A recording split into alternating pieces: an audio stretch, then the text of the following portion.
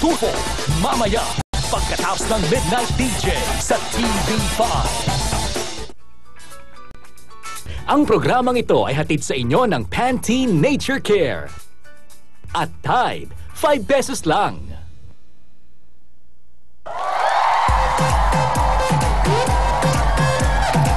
We are back for more fun enterprises only here on your favorite Saturday Night Habit, ang Talentadong Pinoy. Nawalan ng trabaho ang ating susunod na talentadong taga Ilocos Sur kung kaya't siya ay nagmistulang pulubi.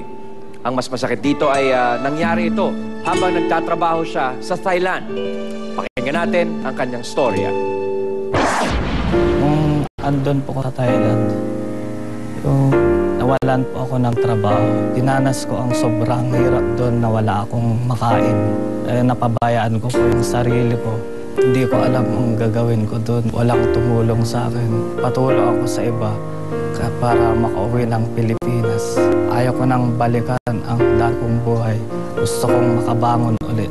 Swerte sa buhay dahil ito nakarating sa Talentadong Pinoy.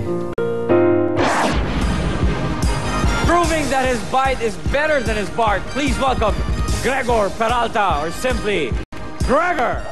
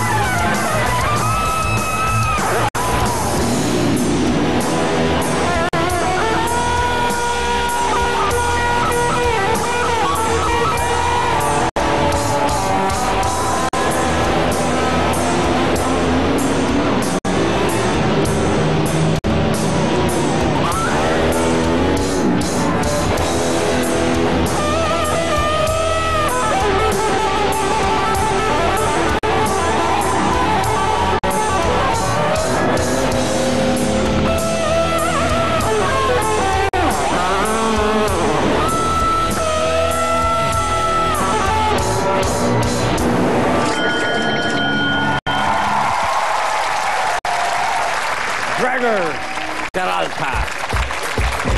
Kay Gregor. Pare! Pare! Rock and roll! Rock and roll! Shalala! Rock and roll! Rock and roll! Yeah, man! Yeah, yeah, yeah! Ang galing-galing mo! Ang ingay-ingay! Iba ka! Iba ka! Iba ka! Iba ka! Iba ka!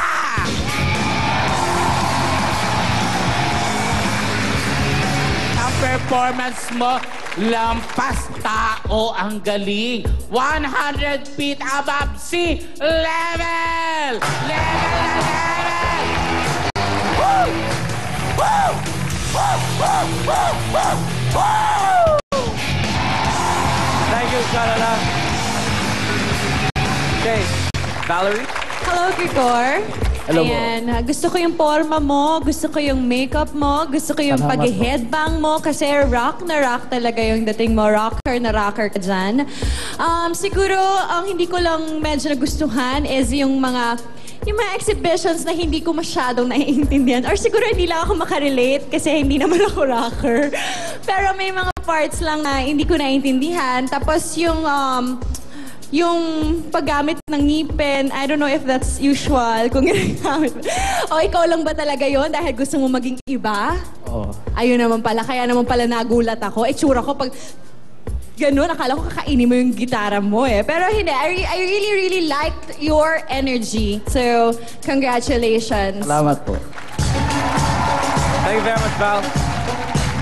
Tuesday, Ray, alam mo, ang essence talaga ng rock and roll, no rules. Basta maangas ako, yun na yun. Pero real rock musicians, especially guitarists, are technically excellent. At yung tinatanong mo kaninang pagkain ng gitara, kasama yun. Sina Steve Vai, ultimo hanggang kay Jimmy Page. Ginawa nila yan lahat. So nakita ko lahat ng mga moves mo, ni-research mo. Pero kung gusto mo pa talagang itaya na lahat, gawin mo na, sunugin mo na yung gitara mo. Ginagawa yan.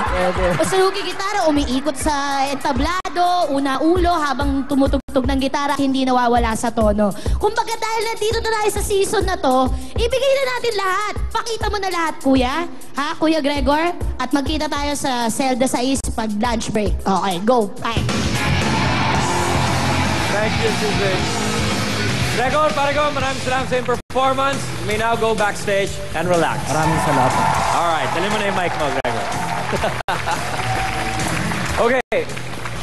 Ang ating huling talentadong taga Taal, Batangas ay nasaksak sa spinal cord ng isang adik 3 taon na ang nakalipas. Pero kahit ganito ang sinapit niya, hindi nawala ang kanyang positive outlook at masaya pa rin siyang nabubuhay. Ito po ang kanyang inspiring na kwento. So, habang naglalaro po ako at nakatalikod ako, kumuha pala ng katalim.